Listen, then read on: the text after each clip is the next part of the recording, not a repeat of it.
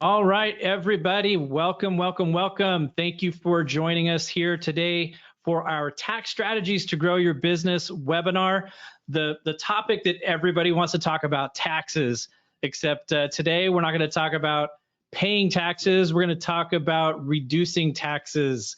And so thank you guys all for joining us. And we've got a very special guest here with us, Mr. David Perez. David, welcome. What's up, man? Thank you for having me. He disappeared. He's back. There you go. Can you hear me? Can y'all hear me? Yeah, we can hear you. Okay. No, I'm just moving my chair. How you guys doing? How we doing?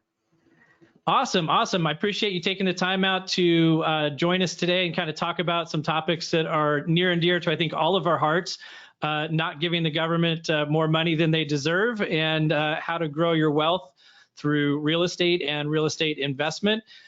David is the CEO and founder of Tax Plan Experts. So David, before we jump into all the topics and the stuff we're going to talk about today, I'd love it if you just kind of give a little bit of a background to our audience today of who you are, where you come from, and how'd you get to where you're at. Well, first off, thank you for having me. This is a great event, and I'm excited to share some of the things about real estate, taxes, how they tie together. But before we get there, I guess, yeah, it'd be good to know a little bit more about me. So I am a tax strategist, not to be confused with a tax professional or a traditional CPA. What I do is I help high-income earners or people who want to avoid or eliminate their tax liability use strategies that are legal tax codes to lower or eliminate their tax liability and use the savings to invest in real estate. So I like real estate. It's been my kind of passion for many years. And in fact, I'll just kind of go back. So for the sake of the audience, I actually started off as a real estate agent back in 2006. So for kind of like going back in full circle, I started as real estate in 2006, thinking that was my future. In fact, I actually didn't even know real estate was going to be my future, because in 2006, I go to a party with one of my buddies, and he says, "Hey man, what do you want to do with your life?" And I was in my young 20s, and he says, "Hey, what do you want to do?" And I said, "I don't know, man, maybe real estate." And I thought real estate because it was really booming, right? So real estate was booming, and I thought, this is what I want to go into. And then he says, "How are you going to do it?" I said, "Have no clue." And so he says, "Hey, how about you become a real estate agent?" And I thought, wow, that was genius. So I decided to pursue a career in getting my real estate license. So I get my real estate license in 2007. And as we all know, in 2008, the world kind of shifted and the industry shifted, and everything I thought I was going to do with my life kind of changed. And I decided that I needed to figure out something different. And a buddy of mine introduced me into the tax industry. And I didn't want to do taxes. In fact, at the moment that he invited me to kind of learn more about taxes, I said, "Hey man, the only thing I know about taxes is I don't like paying taxes." Like, that was my spiel to him. But he convinced me to kind of join him on an event to learn more about the industry.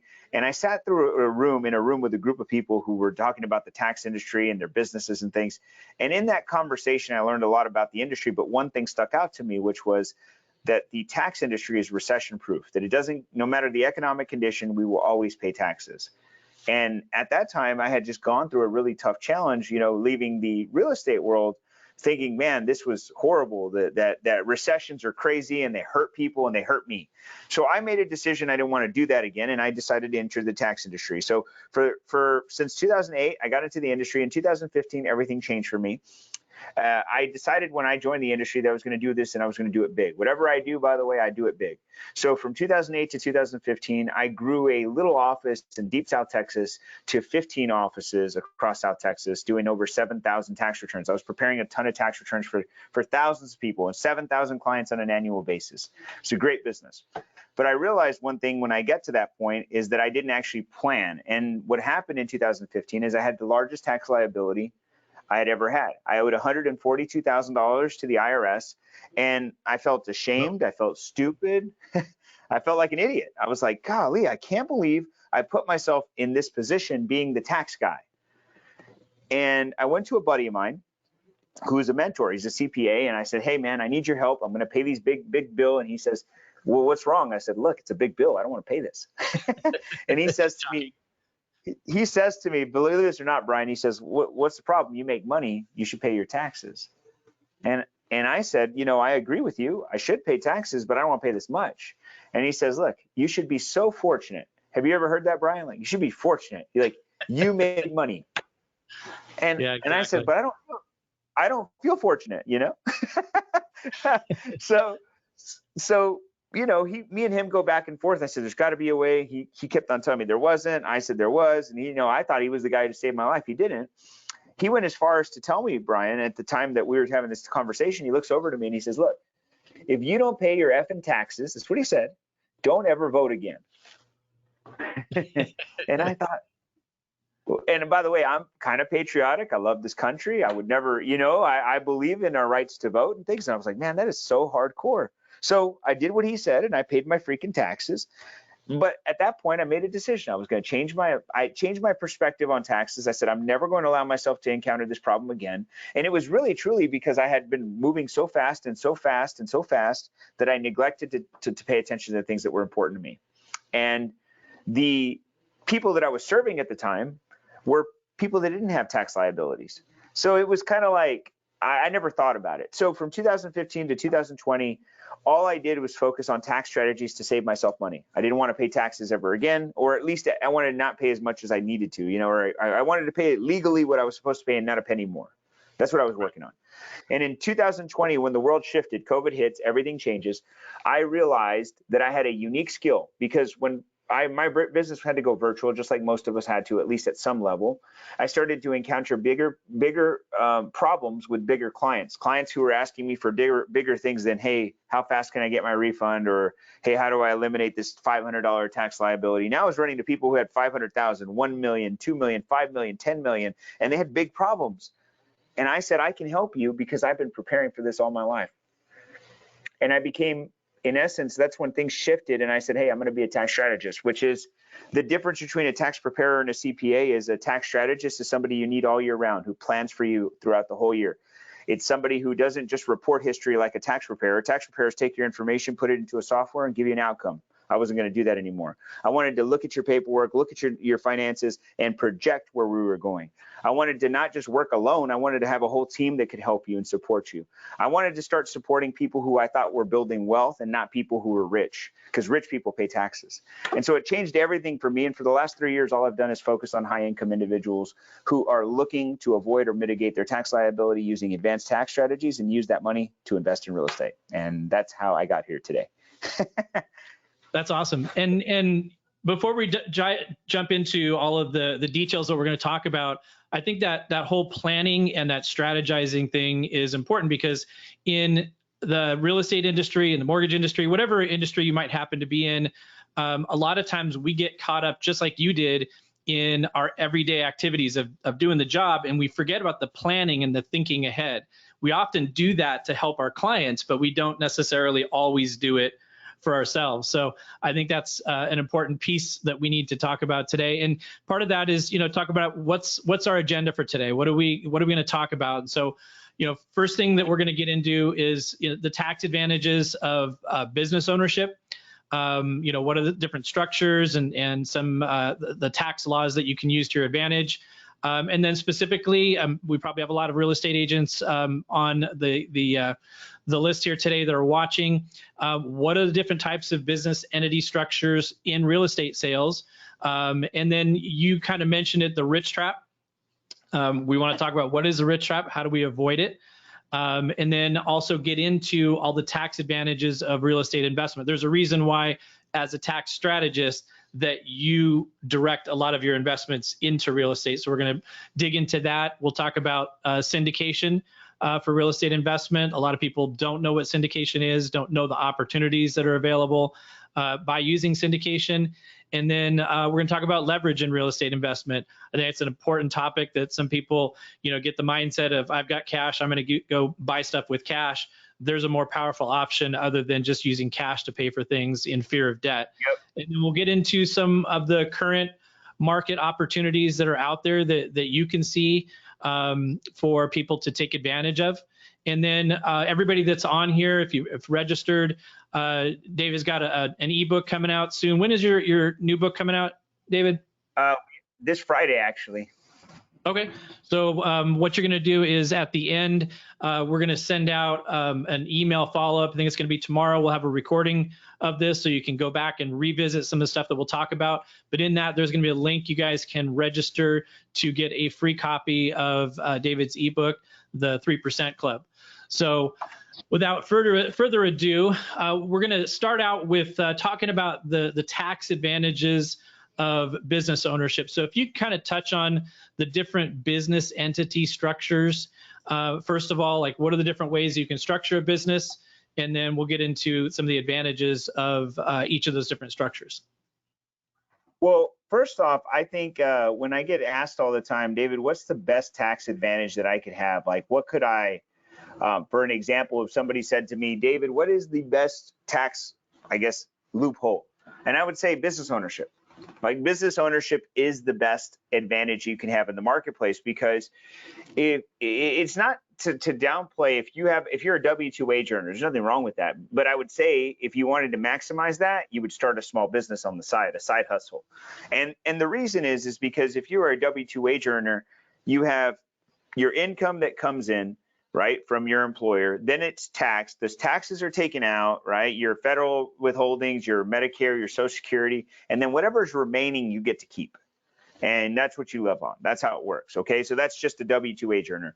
On the right, let's say that's the left. On the right, you're a business owner. Business owners, well, they make income, they generate income, sales. Those sales turn into, to gross profits. Then they get to spend the money on whatever they deem it necessary to operate their business. And some of those expenses could be personally related, but also have business purposes.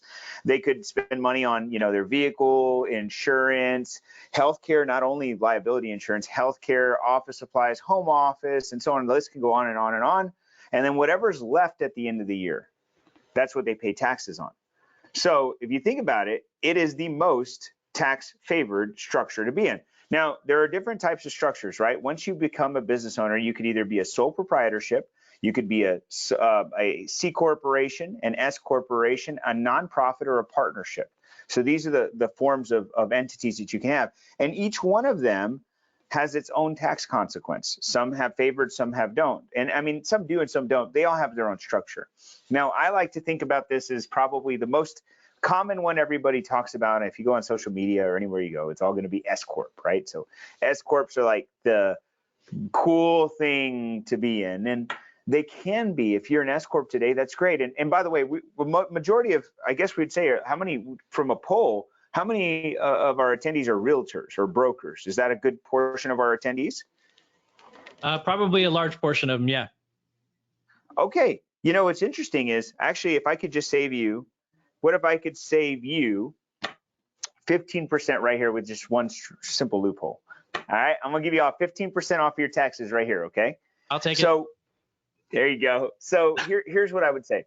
The majority of, because I've been a realtor, right? So the majority of realtors today are not brokers. There's, I'd probably say less than 20% of realtors are actually brokers, which go that far, right? Most are just going to be realtors. There's nothing wrong with that. And typically a broker pays a realtor. That's how it works.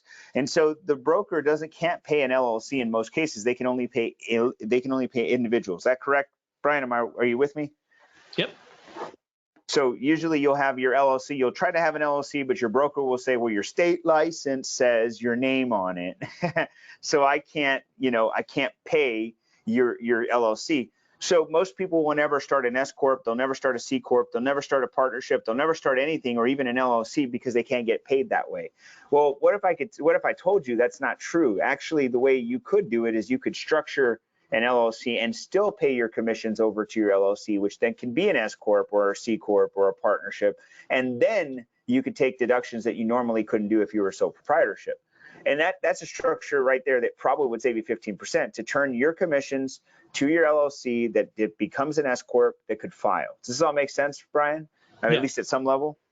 Yeah, and just a real quick point here. If any of the guests here have questions, make sure you put it into the questions poll, and I'll try to monitor that. And if I can't catch it right when you're putting it in, we'll have a segment for Q&A at the end. So if you have questions, put it in for Dave, and we'll make sure we get them answered for you. Yeah, we'll answer any questions. But just so you know, that is a tax favored structure. So without having to go into some extreme detail, why don't we just say that there are ways to lower your taxes by changing the entity that you're filing as today.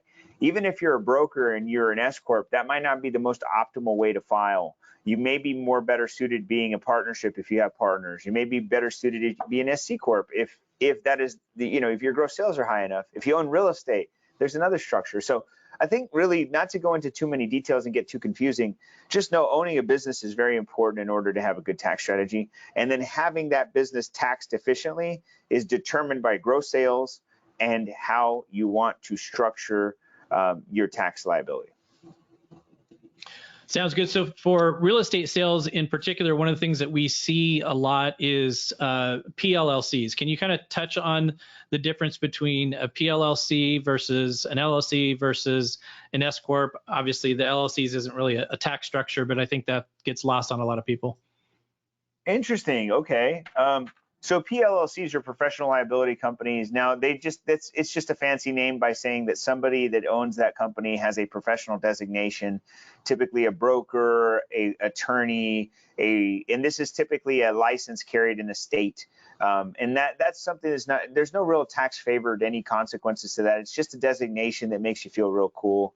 I mean, it doesn't have any tax benefits, man. Honestly, it doesn't. So because the states, so just for a high level, states only recognize LLCs, just to be clear. The IRS has no, they don't know what an LLC is. I mean, they do, but they don't really care.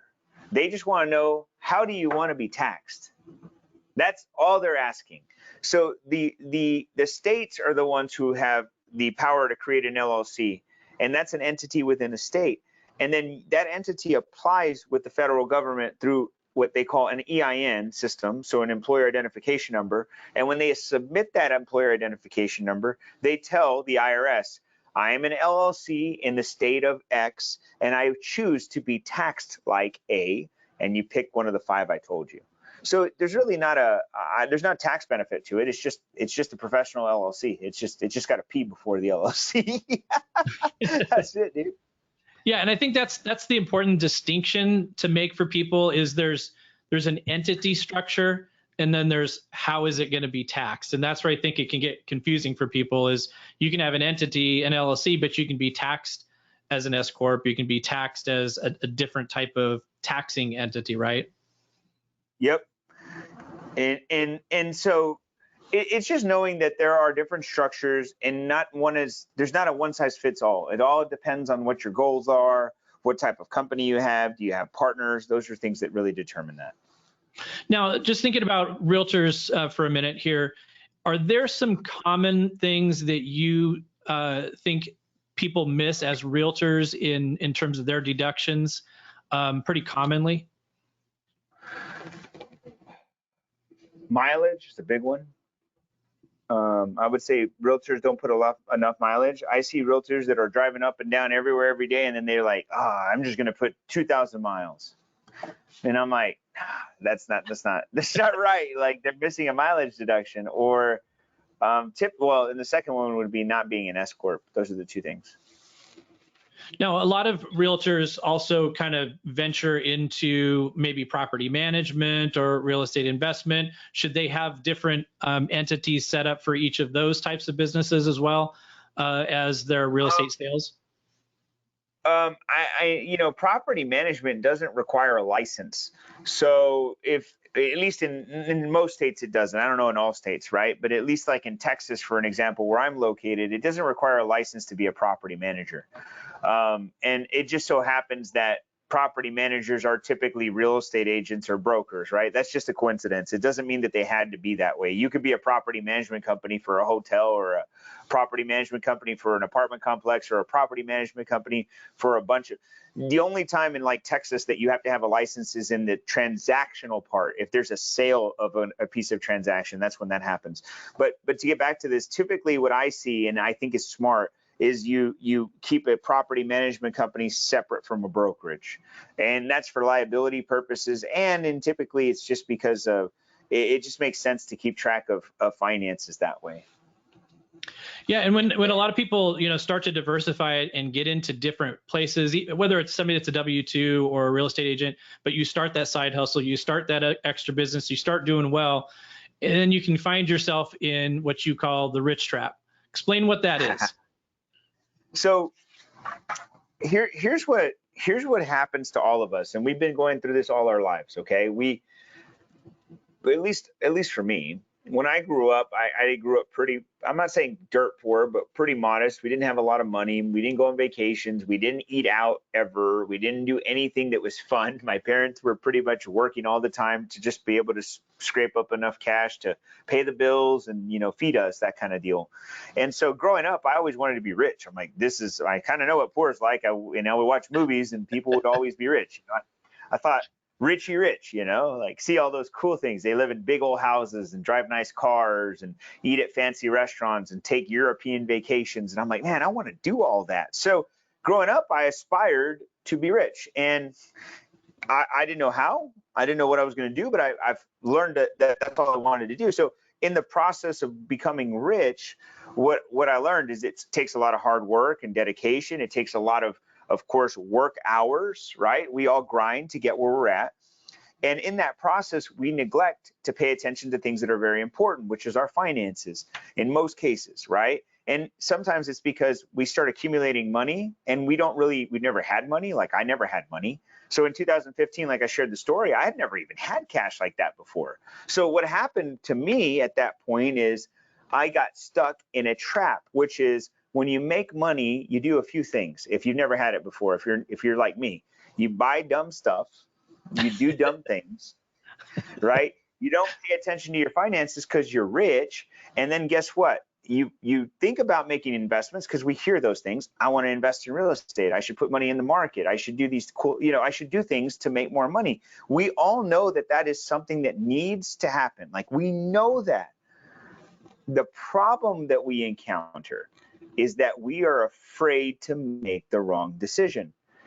And because we stay paralyzed in indecision, a year typically ends on December 31st.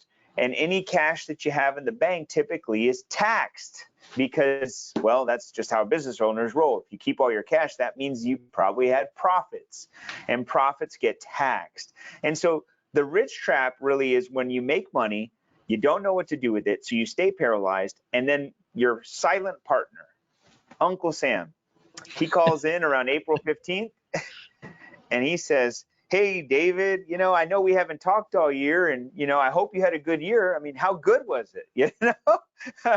Because if it was that good, man, I need my peace, And so he was just worried about you. Yep, worried about, me. And so he takes a piece of my money because I was stuck thinking I was rich. See, rich people always pay taxes. Rich people always pay taxes. Rich people spend their money on dumb stuff. Rich people don't make decisions because they're afraid of making mistakes. Rich people typically stay paralyzed. Stay paralyzed because if it's the first time you ever had 50 grand in cash, golly, that's a big number. And you're sitting there thinking, God, if I make a mistake, it could all be gone. Rich people have to work in order to have money. You see, when I learned that, I said, I don't want to be rich. I want to be wealthy. But we're taught all our lives through every way we've seen it. It's be rich, be rich, be rich. Not live in a nice house, drive a nice car, go on fancy vacation. None of that, by the way, is wrong. I don't actually think it's wrong. I'm not trying to say that I'm cheap in any way. What I would say is if your income doesn't continue to increase significantly every year, then you need to figure out how to make that money work for you. And most people won't ever do it because their income doesn't go up and they get stuck. And they live a lifestyle that's outside of their means, and, well, they're trapped. Being rich. That's it. And everybody will call you rich, your friends and your family. Oh, he's all rich, and he's just rich and rich and rich. But you don't want to be rich. You want to be wealthy. You can't see wealth. And I think it's pervasive in this industry as well, in the real estate industry, because so much of what we're doing is, we put out stuff on social media. Social media just kind of gets people into like, show the best picture or best version of your life possible. We think it's going to attract more people because it looks like I'm successful. And so that it perpetuates itself. The rich trap that you're talking about is like we do all these things to make it look like I'm really, really well off. But the fact of the matter is I'm working like a dog every day, to be able to just maintain. And we're not figuring out ways to capitalize on the money that we've earned and make the money make us more money. We're basically trading hours for dollars, and you can never get past that rich status if you're trading hours for dollars, can you? Yeah, you'll never get out of rich, man. And by the way, most people will never leave rich. I mean, only 3% of taxpayers ever become wealthy. I define wealth, by the way, is when your investments, your passive income from investments exceeds your lifestyle and your liabilities. Your lifestyle and liabilities. And the majority of people will never have that, because once they retire, by definition, retire to put to pasture, if you will, their lifestyle goes down. Right. So they were never wealthy, because you should never have to sacrifice lifestyle or liabilities. You shouldn't have to. If you have to, that means you haven't built wealth. You've just been living rich. So, if somebody's in that rich category, or even if they're not quite there yet, like, what is the first step that somebody can take to be able to try to get out of that trap? Well, I think it's first understanding what rich means and what wealthy is, right? So we understand that rich means you have resources probably greater than you've ever had in your life. And it's probably in somewhat of an abundance that you have in excess. That's probably a better way to say it. Wealthy is not having to worry, because it's actually, wealth is something greater than just money. It's peace of mind. It's freedom. It's not worrying about money anymore. It's about, because that's already taken care of. It's having the freedom to make decisions, to do whatever you want, whenever you want, with whoever you want. That's probably cliche, but that's the truth. And what I say for people is to really understand that my decisions every day, my decisions make either me wealthy or make me rich. And you have to understand, like, every decision is a wealthy or rich decision. Every one of them. Like, what you eat, it determines if you're going to be wealthy or you're going to be rich. Where you shop, what you do. And I'm not saying, by the way, to not make decisions based on, like, oh, you can't spend a bunch of money on something. I mean, honest with you, I spend money on things all the time. I just got it. The screen in front of me, I just got it today. It cost me about $8,000, right? And I'm not saying that to brag. By the way, it's a business deduction. So anyways, but what I'm getting at is an example of this is just to say, you want to be able to justify every decision. That is this decision going to either make me money and make me more well off in the future, or is it going to cost me time, energy, and be a liability to me? That's the first step. And if you have the ability to make that delineation, then you have the power to actually determine your fate in going to wealthy. Because most people won't ever make those decisions. They'll never make the delineation. They'll always say, well, this will make me, wealthy, but it won't. Like, you have to be real serious about it. And that's how you make that. That's how you start, man. You start by making wealthy decisions, not rich decisions. And then you start thinking about numbers, the number, what I call your freedom number, which is how much money do you need to have a year in order for you to have your liabilities and lifestyle covered? And be real about it. Is it $1 million a year? Is it 500,000 a year? Is it 250,000 a year, and so on and so forth, because that's when now you can start planning how many assets you need to acquire, and so on and so forth. Does that make sense? Yeah, and a lot of times we do this sort of in our businesses, whether it's real estate or mortgage or really any businesses. You start out with, okay, I want to make X amount of dollars in my business, and so what do I have to do? Like, do I need to sell 10,000 widgets to be able to make X amount of dollars? Well, then how many sales calls do I have to go on? How many contacts do I have to make? How many, activities that you need to do? But I think what a lot of people don't do is they don't start before that. You have a number in mind of what you want to make, but you haven't gone back to the beginning of what your target is. Like you said, that freedom number. Like, what is that number that you actually need to get to have that lifestyle freedom that you want? Then you can go to, okay, so if I'm going to get that from my business or a certain portion from my business, this is what I need to do in my business. Then the next thing is, well, now I need to start doing some investments. What do I need to start returning from investments, and how does that mix break down? And I think if we skip that step of figuring out what is that freedom number, then we may miss the target that we think we're trying to go after. Oh, 100%. We did this as an exercise with my team yesterday, and I was just like, look, guys, when we talk to a client, we need to know that freedom number, right? And they say, yeah. I said, so don't let them, I'm honest, don't let them BS you on the number. Like, what's the real number? If somebody says I need to have $500,000 a year when I'm ready to be free, okay, what do we need to have in assets, and how much does it have to spit out? So we just use a 5% rule for your audience. So we want our assets to distribute at least at some point 5%. That could be real estate, or it could be any alternative investment. It doesn't really matter, but on average, to spit out a 5% return, which is pretty conservative in my opinion. 5% is pretty conservative. So if you had $10 million in assets, then you would hit your $500,000 a year annually, right? If you wanted $1 million, you'd have to have 20, and so on and so forth. So as long as they understand that 10 million is the target, then how do we get to 10 million, right? We got to get to 10 million somehow. We got to plan out that map. We got to map it out, because if we don't map it out, it's never going to happen. Yeah, you've got to have a plan in order to work it and end up at the destination that you want to end up at. So real estate is obviously a big priority for you in terms of those investments. Talk about, why is real estate one of those best tools, first of all? Well, real estate has four main, advantages than any other investment strategy, in my opinion. Number one, it's an asset, right? So you got an asset that appreciates.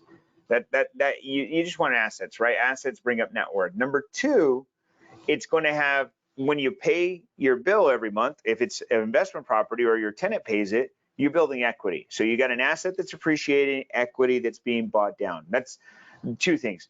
Number three, it could spit out cash flow. I say could because, in today's market, who knows? But it harder should. right now. Should at some point it'll spit out some cash flow, right? So you got cash flow that comes out of the property. May not be a much. If you've had it for a while, you're probably enjoying it, right? That's great. And number four, you've got this tax savings. So you could put your money in a lot of things. Like, you could buy a business, right? Or you could buy gold, for an example. You could put your money into the market. None of those things are guaranteed to have appreciation like real estate. Real estate appreciates. Even if you were to tell me we're in a recession right now, I don't see any. I don't see that big of an impact to real estate. If a market corrected, let's say 3 to 5%, I mean, that's probably worth the extent. I mean, maybe some markets had some crazy stuff happen, but from what I can see, most markets just stayed flat. But over the last 3 to 5 years, or last 3 years, appreciation in real estate went 20%, 30% in some markets. It's incredible. Yeah. Right. And it all ties back to tax savings. If I can get this investment to not only give me cash flow appreciation, build some equity, and give me a tax saving strategy, like, good Lord, like, see, it's the best investment you could make rather than putting it in any other thing. So I love real estate, man. I think it's the one thing that if you aren't in it, or you're not recommending this to your clients every day and saying, hey, look, not only do you get this, and this, like, it's tangible. If you want to add that to it, like, you can see it. Like, I'll give you an example though, real quick, is that I've been wanting to buy some gold. And the reason I wanted to buy gold, it's not because I'm like, I like gold. I just like the cool idea of owning like a brick of freaking gold. Like, I just want, all right, being honest. Okay. So I called this company and I'm like, hey, I want to get some gold. And they're like, well, we don't really sell gold. We sell gold, but we hold it for you. I'm like, I don't want you to hold it. Like, if I'm buying it, I need that at my house. I want a brick. I told the guy, I want a brick. He's like, oh, we're not the company for you. Well, I mean, how do I? And he goes, why wouldn't you just let me hold it? Like, secure it for you. I said, I like to see my investments. Like, I want to have tangible, some sort of touch to the investment. I have money in the market, right? It's not a lot. I have money in some retirement vehicles. It's not a lot. Why? I'm just being diverse. But to be truthful, I don't like to not see my investment. I don't know about you, Brian, but that's how I feel. Yeah, I want to build that wall behind you with the gold bricks. I mean, that's the way to go. Don't give me ideas, bro. Don't give me ideas, because I'll figure that out. I mean, I just think it'd be cool to have a big ass brick of gold. That would be cool. I'd have to say that would be cool. So you talked about, okay, appreciation. You talked about equity or amortization. So you're building the equity. You talked about cash flow, and you talked about tax advantages. Let's talk about some of the tax advantages, because those are kind of unique, some of them, to real estate. Let's talk about, first of all, depreciation. Okay. So depreciation is what I call a paper deduction. It is the IRS has a code, and in the code it states that assets that have a useful life greater than 1 year are able to be what they call depreciated. They call it depreciation. So what it means is, over the course of time, this asset, this thing that you have purchased, will reduce in value just by nature of being older, right? Just a useful life. So, a cell phone would have about 3 to 5 years. A computer would have 3 to 5 years. I mean, it just depends on the item. A vehicle, could be 5 or 7 years, depending on the vehicle. A piece of real estate has 29 and a half years residential, 37 years if it's commercial. And so you have these depreciation, what they call schedules. So if I bought this, for an example, this cell phone for $1,000, and the IRS says this is an asset that has a useful life of 3 years, I get to break this into 3 deductions, one every year for 3 years. So $1,000 divided by 3, 333, 333, 333. Well, they do that with real estate too. So for an example, if you bought a property for, I don't know, $500,000, I'm just going to use simple math for the viewers so we're on the same page. If I did $500,000 for a property, I'm just doing it on my phone, and I had a depreciation life schedule, because it's residential, of 27.5 years. Every year I would get an $18,000 deduction on my tax return. Every year I get $18,000. So if you have a property that you're renting, or that you're not renting, but you're renting out as a landlord, and you had income, you minus your expenses, and let's say you had a profit of $10,000, well, then you throw in this deduction of $18,000, and now you're negative $8,000 on your property. And it was all paper. Like, there's no such thing as a real deduction. So the $10,000 that you were going to report as income gets to be tax-free now, which is exactly what we want to do. We don't want to pay taxes on the income from our real estate. That's the goal. And that's how you do it, man. You use depreciation. And I hope I explained that as simple as I could. Yeah, that's really, really basic. And the craziest thing about it, if you think about it, is depreciation by its nature is supposed to say, here's how long the useful life is of this thing. Yep. What house falls down after 27 and a half years? Well, like, real estate continues to be useful and go up in value over that period of time, but yet we get to say it's gone down in value by depreciation. Well, it is also, Brian, it's the useful life of the owner. So cell phone, back to the cell phone.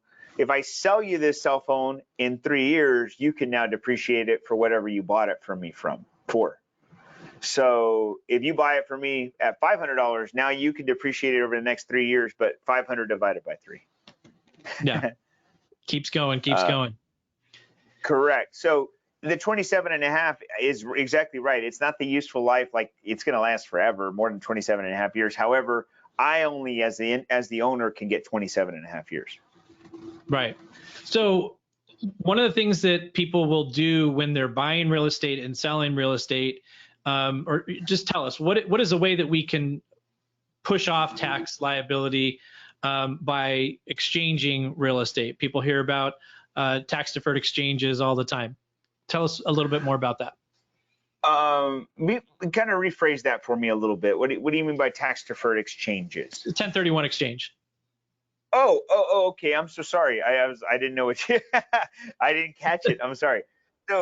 So here, if I had to say it very bluntly, what I would say is your goal is to acquire real estate, depreciate it as much as you can until the point where it has no depreciation left, that you can't squeeze no more lime out of any more juice out of the lemon or the lime.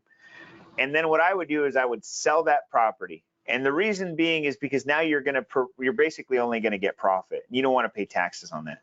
I would sell the property, but I wouldn't want to pay the taxes on the gain, because what happens is whenever you have a property that has been fully depreciated and you sell it, everything from zero up is a gain. So if I sold a property for $1 million and I had no more depreciation left, I've got $1 million gain. Now, $1 million gain on a piece of real estate at the current tax rate would be $200,000 as taxes I'd have to pay. But instead of paying taxes, what I'd much rather do is I'd much rather take the $1 million and buy another property, which we call an exchange. Now, there's some legal structures. Realtors probably know about this, but you have to go through a fiduciary intermediary party. They transfer the money, but I would go buy a bigger property or a larger property or something more that I want. And so I would keep doing this all my life, by the way, Brian. This is what I would do. And this is what I am doing, by the way. I buy, I use it, I depreciate it, get cash flow, sell it, roll it to the next one, sell it, roll it to the next one. Now, the reason that I'm doing that is because I'm kicking the tax can down the road. Some people are like, well, I don't want to do that. Well, my goal is to buy a bunch of properties, keep rolling it, rolling it, rolling it, rolling it, rolling it. And then when I die, whoever inherits it gets what they call a stepped up basis, which means all the taxes that I would have paid get forgiven. And the person who takes the property now can sell them all and not pay any taxes on it. And it's all tax-free money. But you just gotta keep buying until you die, man. I mean, sounds crazy, but that's really how the generational wealth is created, because you can acquire multiple properties throughout your lifetime and then pass that on to your heirs. And all the taxes that you avoided, and what you're doing, like in your example, if you had $200,000 in taxes that you would have paid had you not exchanged it, you're taking that $200,000, in essence, kind of borrowing it from Uncle Sam, saying, hey, yeah, I'll give you this later, maybe. I'm going to go use it to go buy another property. And then when you pass those to your heirs, now all that tax liability is gone if you structure it properly. That's exactly right. You want to be able to just keep passing kick the can down the road, get the tax savings today from Uncle Sam, use the money, leverage it, build your wealth, and then ride into the sunset, if you will. Yeah.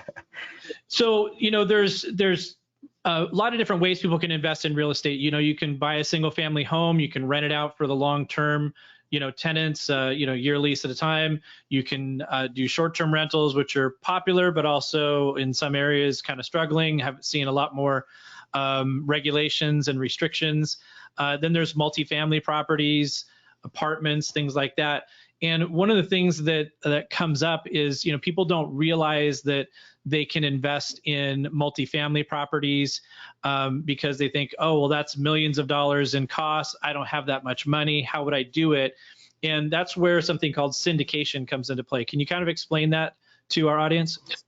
Yeah, so syndications is a really cool concept. If you don't have, I think of syndications as being an opportunity for somebody who has limited resources, probably dollars, who wants to more than likely take a hands-off approach on real estate, but who wants to be involved in real estate at some level or capacity. So what it is, a syndicator really has a root word of a syndicate, which means to gather, right? And syndicators are the people who put together a syndicate, which would then go out and syndicate. that went all real well, right? And raise money. So basically, to really simplify this, I want to buy a big piece of real estate, such in a multifamily apartment complex. Let's say it's $10 million. Now, personally, I can't do it because I don't have all the resources, or maybe I don't want to use all my resources because I don't want to have all my eggs in one basket. So what I would do is I would invite others, typically accredited, meaning they have a net worth of over 200,000 or 400,000 married, filing, and jointly, or income rather of 200,000 or 400,000 married, filing, and jointly, or $1 million worth of assets excluding their home. And I would invite them to invest with me. And I would say, hey, I have this $10 million piece of real estate. I'm raising money. Would you like to join me? And they said, sure. And they'd say, how much? And I'd say, it's $100,000 to get in. They'd say, yeah, let's do it. Now, we're not raising 10 million entirely. We're typically raising the down payment plus what they call capital expenditures. So if I were to go 20% down in this scenario, I'm only raising 2 million. And let's say I wanted to put another 500,000 in improvements. So I'm raising $2.5 million. So now you and me can go in a partnership, and I could put a 100,000, you could put 100,000, and we can find 23 more people to all put 100,000, and we can go buy this big piece of real estate together. And guess what? Now we own a huge piece of real estate, and we can benefit from a few ways, right? We can benefit from the depreciation from that real estate. We can benefit from the appreciation of that real estate. We can benefit together from the cash flow of the real estate. And then we can benefit from the tax savings or the exit of that real estate as well. Meaning when we sell it, because every asset that you buy at that range is probably going to be sold in 5 years or so. Most business plans require that. We're going to make a lot of money together. So it's a great way for you or anybody of your client stature that wants to get into real estate but wants to be hands off, because typically the person who puts the deal together is going to manage the property, is going to handle the financing, is going to take care of all the work. All you do is just benefit from being in the deal, if you will. Is that good enough, Brian? Do you feel like that was good enough for the explanation? Yeah, no, and that was really straightforward and a simple, clear explanation for people, because I think a lot of people don't know what it is, what the opportunities are, and the four things that you talked about as far as the benefits investing in real estate, they're all there for somebody who does invest in a syndication, buying big multifamily properties. But as you mentioned, one of the big fears that I hear a lot of times from people is, I don't want to be a landlord. I don't want to be, clearing out toilets and fixing plumbing and, doing all that kind of stuff.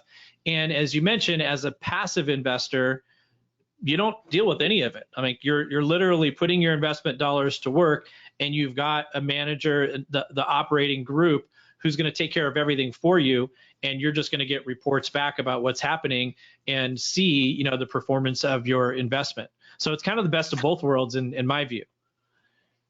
Man, and I absolutely love the way you say that, because the point is like, if you have a good syndicator that you partner with, they're going to give you good updates, reports. They're going to manage the property. I'm a member of multiple syndications, and I thoroughly enjoy that I'm not doing anything, and I get all these reports and I get cash flow. It's such a great opportunity if you want to get into real estate.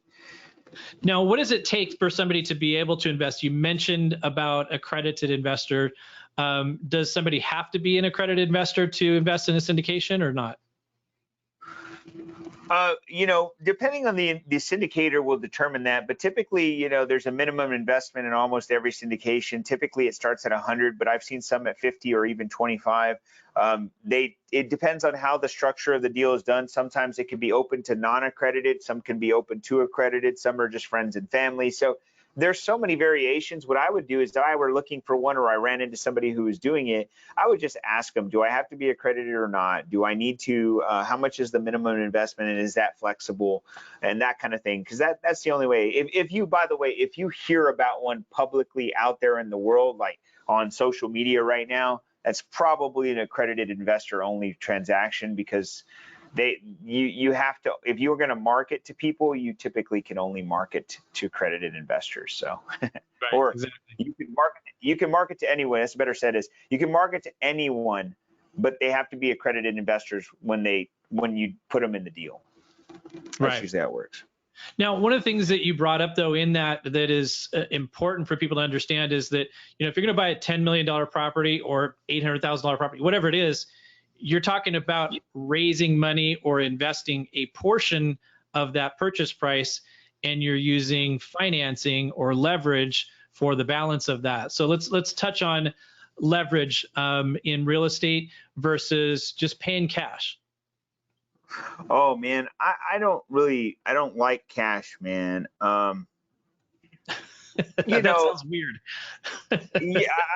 Well, there's two ways to say that, right? So I meant it in the way not to buy things cash, but I don't really like cash because cash doesn't make me money, right? Cash is being eaten by inflation every day, right? So you don't want to keep a lot of cash in the bank either. But anyways, that's another topic. Here's what I would say is,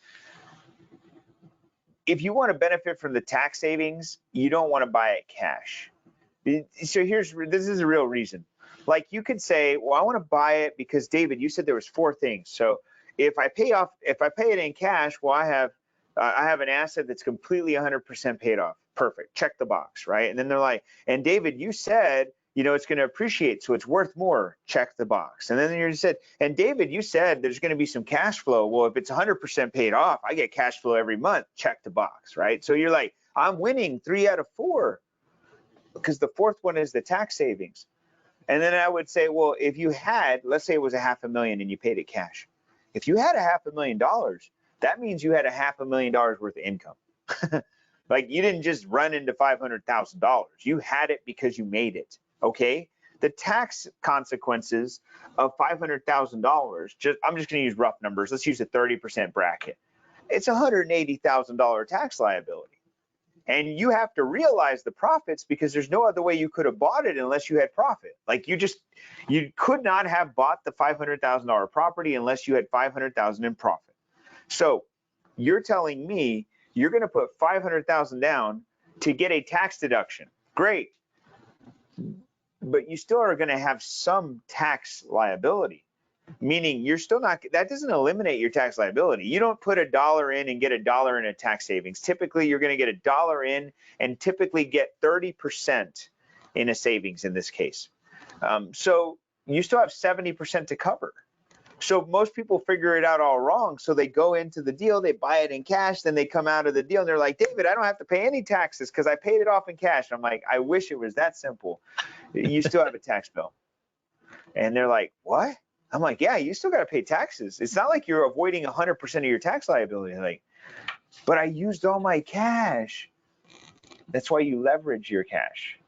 That's why you go and you use the bank's money to borrow and build your equity in the property, and you use the property as a tax deduction while you still keep all of your cash because you're still probably going to have some tax liability.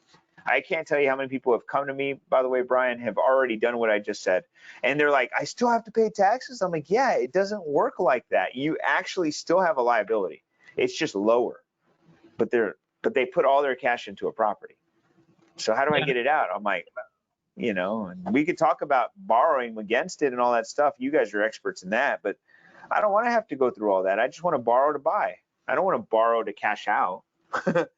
Yeah, and the thing that I think some people forget about sometimes is, if you've got $500,000 in your example to put into an investment, why would you not want to take that $500,000 and split it up over 2, 3, 4, 5 properties instead of one property? You can acquire, instead of a $500,000 asset, if you took 20% down, $100,000 on each property, and get 5 properties, now you've got $2.5 million worth of asset at the same rate of appreciation. You're going to have a huge amount of gain on that appreciation on $2.5 million worth of assets as opposed to $500,000 worth of assets. It makes sense to you and me, man, but the majority of people don't like to be in debt. That's what they think about. I can't handle the debt. And I think our next topic is going to be about debt, right? I don't remember. This is debt, man. Leverage. Well, I think we're talking about interest rates because that's really what I'm thinking about. The reason people want to pay it off in cash is because they're thinking about the interest rate. Yeah.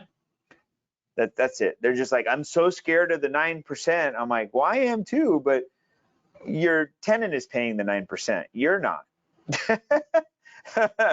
Yeah. I mean, they're just thinking of it as missed opportunity. So they're weighing an opportunity cost versus, I don't know, leverage. And I mean, I have buddies right now who have bought cars cash because of the interest rate. And I'm like, well, that might be a different scenario, to be truthful, because a car is not appreciating. So you're literally losing when you buy a car, right? So it's a different mentality than buying real estate, because real estate appreciates. It's not a liability, it's an asset. It's totally an asset. Yeah, and I think one of the things for people to look at and think about when they're analyzing the opportunity that they have for investing in a piece of property is work the numbers. If the numbers make sense, it doesn't matter what the interest rate is.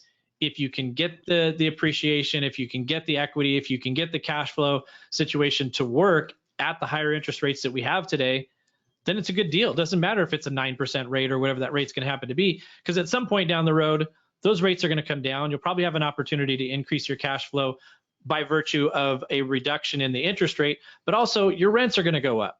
So, even if you're at just a break even today, which is obviously not the goal, but if you were, you're going to be in a better situation in a few years anyway, because your rate's going to be lower, your payments are going to be lower, your rents are going to be higher. You're going to be in a better situation down the road, but you've got the benefit of, maybe a year or two's worth of gains on the equity and the appreciation while you waited for those rates to come down. So sometimes you just got to go into the deal with a little more cash to make the numbers work. That's it.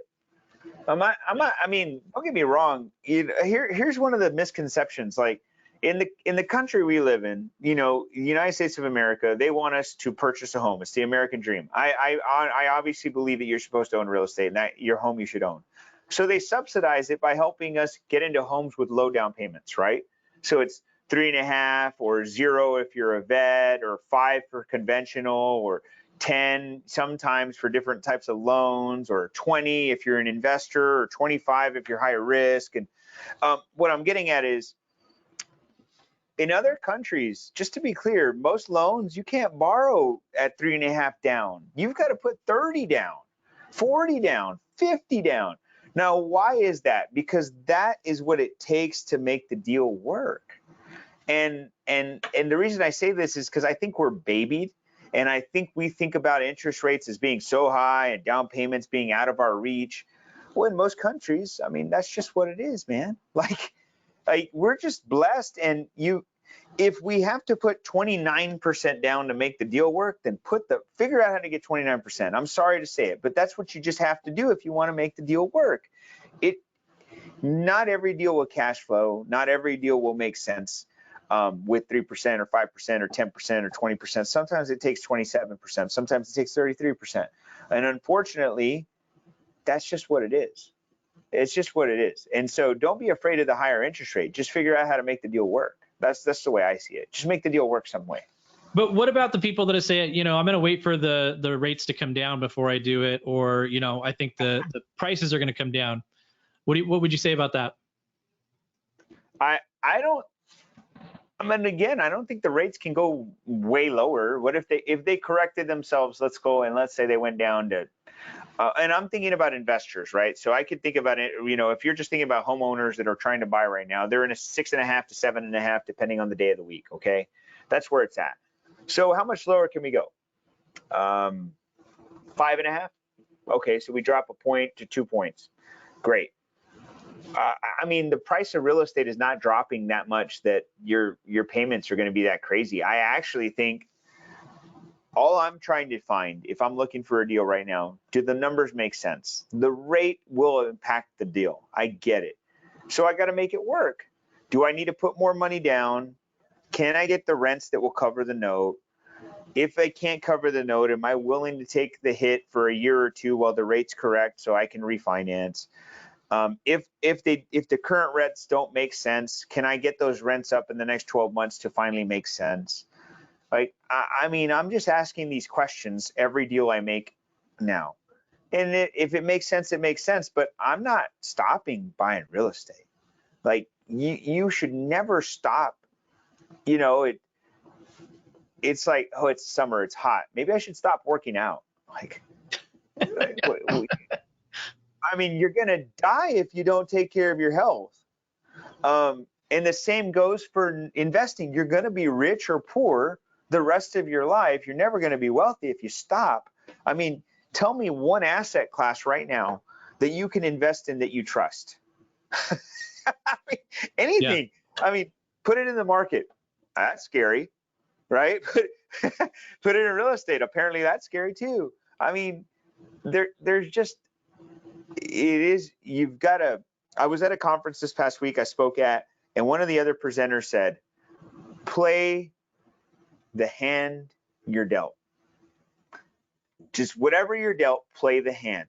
Like, it doesn't matter the market conditions. You've been dealt these conditions, just play it. Figure out a way to win no matter what. Don't let anybody, don't let anything persuade you to do otherwise. Because the truth is, the people who are saying step away, back up, they're going to regret it. And secondly, I mean, the truth is, how many of them actually built wealth? They're probably rich people that are saying it. Yeah. Yeah, and the thing is like when you don't have the competition, go out there and take advantage of the opportunities that are out there in the market. And some people might have seen, some income decrease, especially if you're in real estate or mortgage. Over the last year, it's been rougher, but there's still programs out there, loan programs out there that can help you be able to finance properties. There's loans called debt service coverage ratio loans. And those are beautiful loans because they're not looking at you personally for your income. They're looking at the property. So the advice that you're giving is look at the numbers, do the numbers work. That's what the lender is going to do. They're going to look at the numbers, do the rents, get close to covering the house payment. And there's programs out there that don't even look at that. I mean, they look at the number, but it doesn't even have to cover it. Like you can be in the negative on the rents compared to the housing payment, and you can still get financed. So if lenders are not stopping lending on you buying real estate, why should you stop buying real estate? I mean, I don't know. I know mortgage loan originators who are not making money, but I don't know mortgage companies who aren't. If that makes sense, that means that business has not stopped. Just the people who got lucky stopped, okay? And I don't mean that to disrespect anybody. I just say that because the market, the beauty is in the eye of the beholder, right? You see the market. It's your interpretation of it. It's no one else's. Like if you let somebody else give you or dictate your belief system, you're not going to go very far. You should really see it. Hey, this is what Warren Buffett says, right? It's when others are fearful, you be greedy, right? Like this is the time to take action. And when others are greedy, you be, that's when you're supposed to flip the switch. And right now, everybody is fearful. Go out and take action. This is the time to buy real estate, acquire businesses, grow and expand. Contraction is not the time right now. I don't think you should ever contract, but I can't say right now. I mean, if you thought it was scary 3 years ago, right? If you thought it was scary and you were contracting then, that was the best time to grow. Today's the second time to grow. And actually, one of my mentors used to say, when is now the right time? It's like a trick question. When is now? Right. No, there's a lot of opportunities out there, and I think people need to, listen and hopefully learn some stuff that we've talked about today. If you have any questions, real quick, I do have a question here that Michael had left that was a little bit back. He said he formed an LLC with an S corp designation this year, and somebody said I now can't deduct mileage. Is that correct? How do I still benefit? Oh, yes. So when you form an S corp, you lose some of the advantages that you were taking as a sole proprietorship. So the way that you combat that is you start what we call an accountable plan. And an accountable plan is a reimbursement plan that is established by either S corps or C corps that reimburse ownership for expenses related to home office, mileage, use of any equipment or machinery that are related to business use, meals, entertainment, well, not entertainment, if it's employee entertainment, yes, travel, lodging, those things. So you're not losing it, you just have to take it a different way. All right. And Brian had asked, are there any tax law changes coming this next year that they should be worried about? Sure. The depreciation schedule, the way that we depreciation, there's something called 179, which is the acceleration of a depreciating asset, so such as a vehicle. Right now, every year it phases out by 20%. So last year we're at 100, this year we're at 80 rather, next we'll be at 60. So anytime you want to accelerate the depreciation of an asset, this would be a better year than next year. And then the following year it goes to 40. And the following year's 20, and so on and so forth. So it's going to phase out. So that's a big change for anybody who buys assets like computers, cell phones, vehicles, things of that nature, or even real estate, because real estate, that same depreciation schedule works for real estate. So it's not that it goes away, it's the accelerated part, meaning I want to take a lot of it up front in 1 year, it goes away. Well, who knows, man? We got a new administration coming in, hopefully, and that, yeah. I mean, to wait before that happens.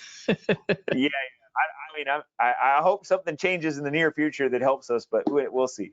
Yeah. So I appreciate you taking the time to share all this insight with us. For those of you in attendance, one of the things that we encourage you to do is to reach out to the loan originator that invited you here. Schedule a time to have a consultation and talk about what your financing options are for yourself so that you know what opportunities are there for real estate investment. And then also reach out to David and schedule a consultation with him. He can go through and do a full analysis of your business and help you with your tax planning. And then also, like I said at the beginning, David has been nice enough to offer a free copy of his 3% Club ebook that is coming out on Friday.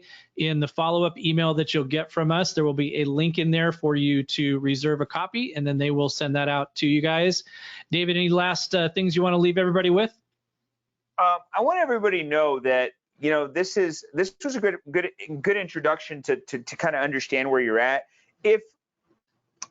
If you have a high tax liability, and let's say it's over $30,000 and you're tired of paying that, a few thoughts would just be, you might not be leveraging the right investments that give you tax savings. You may not be taking the right deductions. You may be missing credits. You may be missing some strategic investments or even just strategic things that could be done to lower or eliminate that. I believe it's your right not to pay taxes.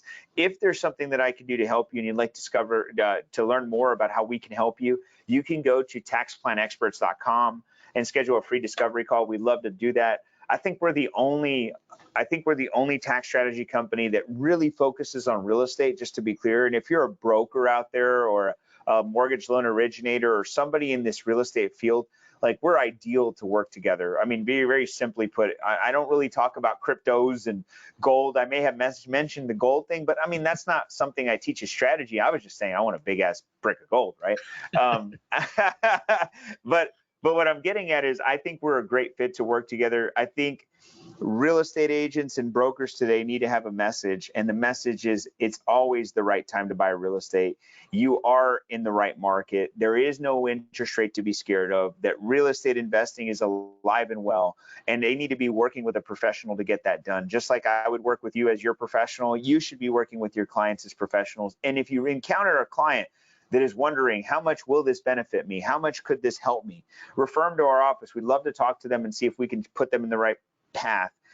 A lot of people out there are giving misinformation about how real estate impacts taxes. I think it's really bad because, like I mentioned earlier, those $500,000 buyers that buy cash think it's going to change their business, or I'm sorry, their taxes, and it doesn't. All of that happens in Tri Buyers every day because of misinformation. We're not that company. We want to inform them if the benefits are there, if they're not, how they can, how they won't, those kind of things. We're going to be honest and upfront. I tell people all the time, maybe this isn't a good investment for you. And it's not because I don't want them to buy real estate. It's because the tax savings don't make sense. So if there's a way that we can work together or somehow, you know, engage with each other, please reach out. I'm very thankful for you having me here today and paying attention, or if you did pay attention, you're not just letting it in the background. But Brian, thank you so much, man. I really appreciate you, man. No, thanks, David, for coming on. Appreciate all the info that you shared. Everybody, thank you very much for joining us today. Keep an eye out for that email that you guys will get with the follow-up, and get a copy of David's book, The 3% Club, later on this week. Take care, everybody. Have a great day.